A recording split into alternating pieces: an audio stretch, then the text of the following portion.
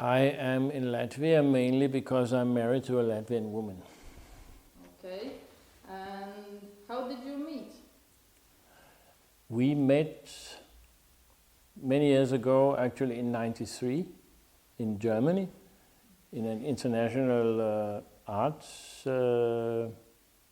academy, summer academy, where I was teaching at that time, and Eva came from Latvia to be part of it, participate, yeah. And this is how we met first time. First time. And then you met several years later? Then this was actually just a meeting. Now we knew each other. We met then a few times also in Germany to plan some other international events with arts, and it was about the Baltic Sea was the region, and we met kind of in that context. Mm-hmm.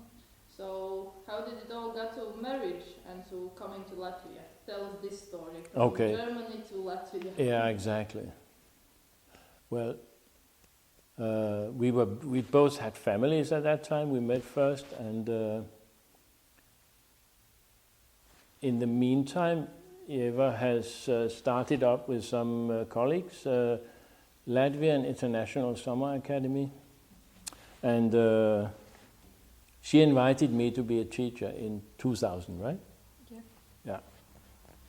It was like 10 days event or something, or 1 week, I don't remember. Anyway, this is when I came to Latvia. First time I was in Latvia was at that time, in 2000, and we taught at this place. There were 100 people or something. It was a pretty big event, and very nice. It was in Bernati, outside Liepāja, and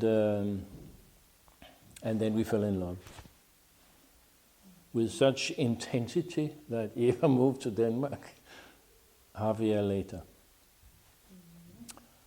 and then we stayed in Denmark for 12 years or something. And then you decided to move back? Yeah, in Denmark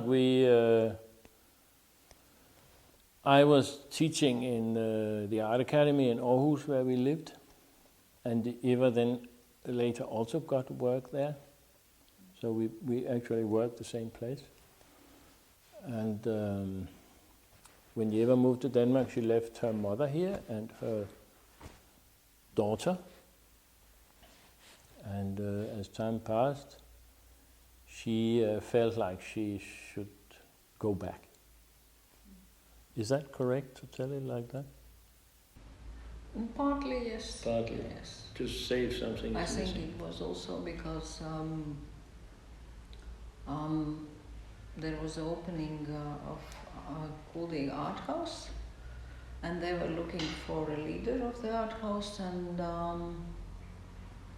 I saw it as a potential place to work and do something with arts, because we both wanted to develop something together with some art teaching, and that was a kind of first step. We actually shared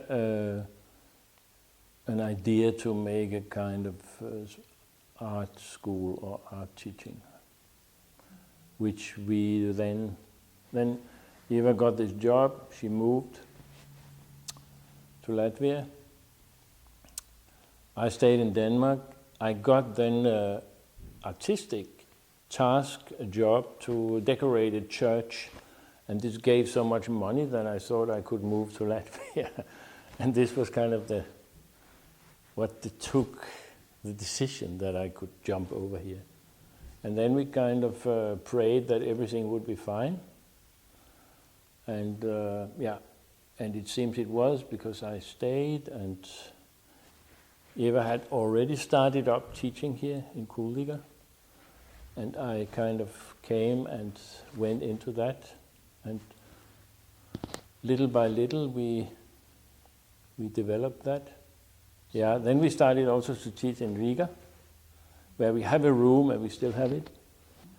And 1 year after, we started to build this house.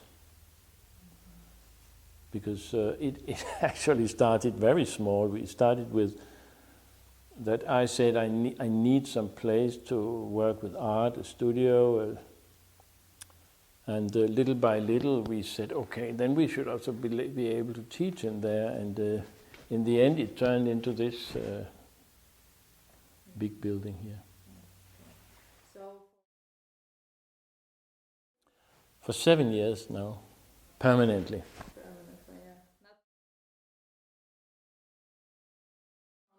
Yeah, this was in 2000, and that's quite important to say because Latvia has changed so much since then. To come from a wealthy Scandinavian country to Latvia in the year 2000 was a kind of shock to me. Because even it was 2000, quite some years after the independence, it was still very worn down, and it was kind of, I saw so much worn down things, so many broken houses, so many holes in the streets.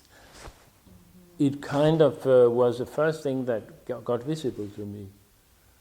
And probably because I'm a person who is so focused on aesthetics, it took me quite a while to get over this, to kind of look through it, to see what's actually going on in this country, when I don't look at the surface of the country, so to say. The second thing I also remember, I mean, it was also the summer academy.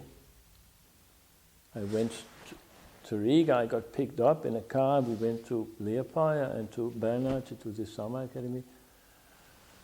And I felt quickly that here things are organized very much like, what do we have, a car, blah, blah, blah, let's go, let's do that, let's make a small meeting. Now, of course, the whole summer academy was planned, but I'm used to when there were such planning meetings, I'm used to that we sit together, let's say 1 hour or 1.5 hours, the teachers are planning the coming days. Here we sat like, I understood nothing. We sat like 10 minutes, there was a little mumbling here and there, and then everything was fine and the meeting was over. So I got this impression that Latvians don't need a lot of bullshit. They just say what is necessary and then out around. And I had been teaching a lot in Germany at that time. They talk even much more than the Danish. Yeah. So that was a big...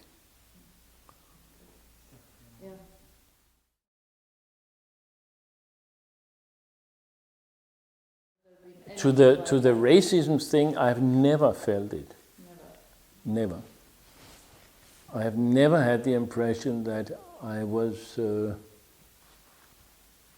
kind of pushed out or discriminated in any way from the Latvians. Never. But I have felt that people have less now than in the beginning, but people have avoided me simply because they felt, I think, shy, this Westerner, what is that? And also he doesn't speak Latvian. Many people at that time, they really couldn't speak a lot of English. So the language barrier is still a problem for you, living here? Yeah, but decreasing problem, because I also have been attending Latvian now a long period, so once a week I have been taught Latvian. So I speak also more Latvian and I understand more Latvian, so I don't feel so outside everything like I did the first years. That was a big, that was my biggest problem in a way. That I couldn't really participate in society because of the language. I mean, I couldn't sit and watch Panorama, for example. I'm used to be interested in the politics of the country, in the all kind of stuff, economy and psychology and whatever. Here it's like I couldn't get a view really into it. And I mean, this is normal, that it is like that if you don't speak the language. I have once been living in Greece it was a little the same. I couldn't look into the country. It was more like I meet the surface, I read what I can by intuition, but I can't really get into it. I can't ask. Today is a little different because many people like you speak English. Like young people. Like younger people. But how are with older people who come to your lessons here? How it is with them? I would say, let's say 30% speaks English and the rest doesn't. The elder people, yeah. So it's definitely a question of generation. But like they don't get scared, they know that you are here, you're not speaking Latvian, and somebody maybe says no to the lessons or something because you are here and they can't communicate with you. Yeah, but Eva is the teacher on these courses. Sometimes I take over and people have got used to me now. But there have been a lot of hesitation. And this is actually I wanted to say when I saw the question, have you been exposed to racism or something like that? And I say no, never. Because I don't think that, I understand it might exist between Latvians and Russian speakings, that there could be this tension. But towards me or Scandinavians, or I don't know about others, but I guess there is nothing like that. I think if I feel something, then it is that east-west thing, that people in the east, and I heard the same story from Eastern Germany, that they kind of feel like we have less value or something like that. I don't know if it's the same here, but I heard it from Germany. That this wall was not just outside, it was inside the people. Yeah, we have the Soviet time based a little bit in our blood, so Latvians. Sure, yeah, exactly, yeah. But of course this has changed so much since Latvians started to travel and everything is normal now, kind of. So in conclusion, we can say that in the beginning it was really hard. It was harder for you because of the language barrier, but going years it has become much easier. Yeah. Yes. With maybe also the skin color. Because, of course, we can recognize it. I also feel kind of half at home here. The landscape is very much the same like in Denmark, so I can recognize many things also. And I think it means a lot.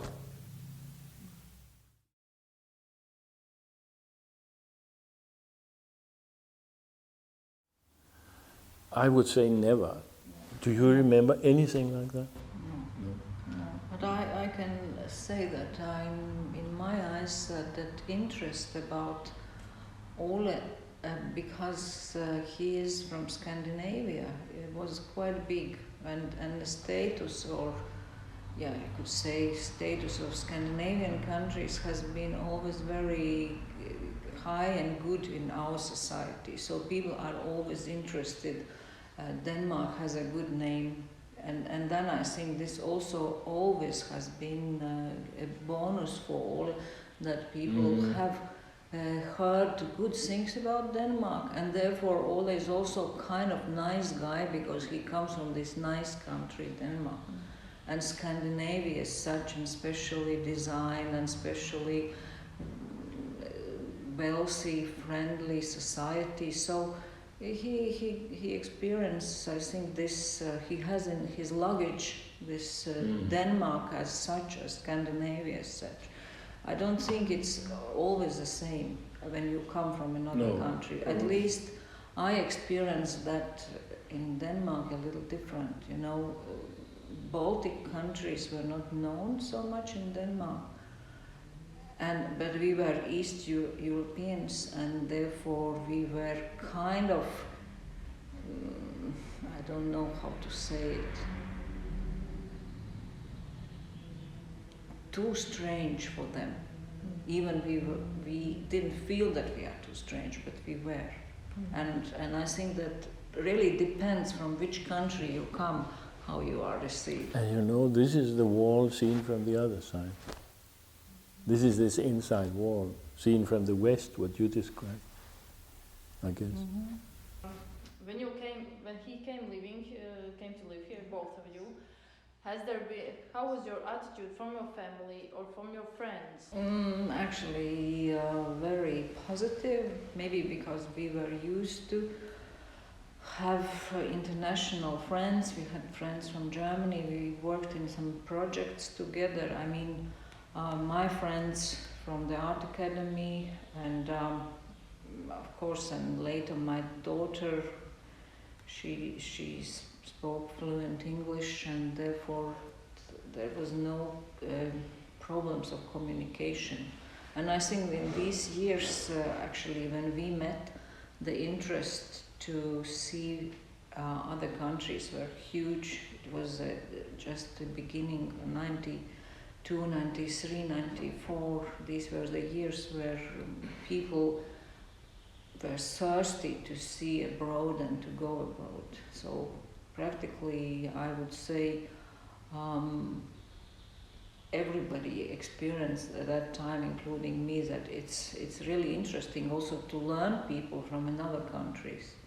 And I think it was just really a positive than anything else, and there were no prejudice, like that we would meet something unfriendly or something.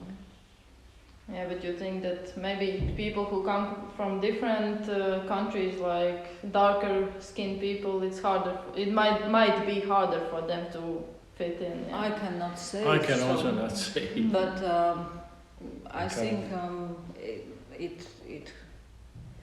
it means something. But from which an Italian would also be interesting for Latvians, I think. Yeah, but our friend Francesco also a few times experienced, because he was so dark, he experienced a little strange attitude. Okay. So you have seen it in action, how it is for different race people. Yeah. No, we have friends. They have told a little. It's nothing dramatic, but still people are a little more, how to say, looking a little different than. They're a little more careful with people like that. Who are more strange, let's say, in the color, in the temper or something. Yeah, but I think what he also experiences, I also experience, is people are shy, simply. Latvians are kind of introvert, at least this is how we meet many Latvians. A little introvert and shy and a little, for example, I often ask, do you speak some English? Oh no, I don't. Oh, they don't. And then they speak actually English. They just always start by saying they don't speak English. They can't. So this is it's something between shy and a small lack of self-confidence in communicating with foreigners and stuff like that. And this is general probably for all foreigners. Yeah, because It's quite a big question, but I really would love to answer it. Several things come to me. Let's say socially, I appreciate the no bullshit factor.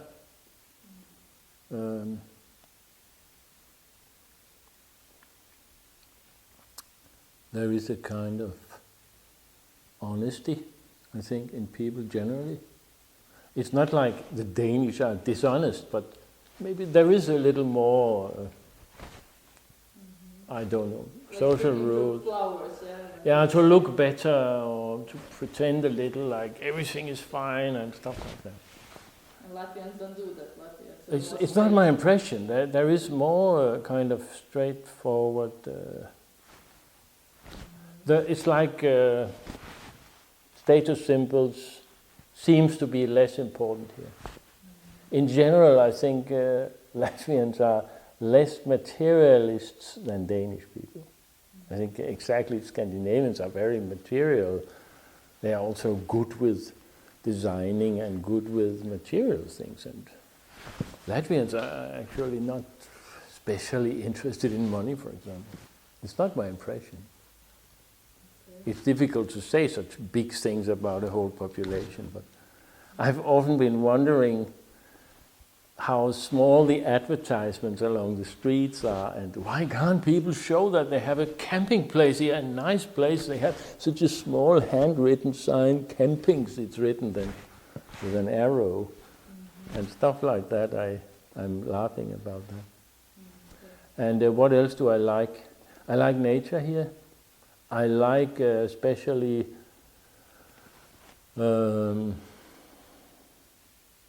there is a lot of nature here. Because Latvia is bigger than Denmark, but there is only living a third. There are living about 2 million here. In Denmark, which is smaller, we live 6 million. So of course it gives more feeling of space. It's actually a luxury in a way that it is like that. I know, seen from the Latvian point of view, it might be actually a big problem, demographical, that the population seems to shrink, but for me it's really nice, I could say.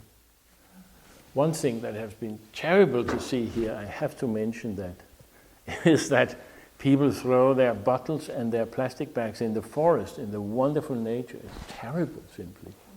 This should change, and it will change, I'm sure, because the children in school are told that this is a no-go, I think, today. Yeah?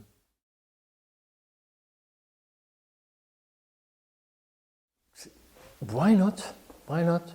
I think it takes, from Copenhagen, it takes 1.5 hours by plane. Yeah. So, to come from a kind of overpopulated country to a place with space and nature, and in 1.5 hours, it's almost unbelievable that it's possible. That such a small distance can make such a big change in a way. So I think there are many qualities. I would not recommend, I mean, it's not easy to find a job here, I guess. And we have kind of created this to make money. We are also struggling now and then because it is a province, and I mean, it's not that easy to, and people are not that wealthy that we just have customers standing in the lines in front of the door. It's not like that. There is one more Dane in Kuldīgā, by the way. He's a pensionist. He also likes to stay here. He said to me one time, you know, Danish pensionists could have a wonderful life over here if they would move. Yeah, they really could. But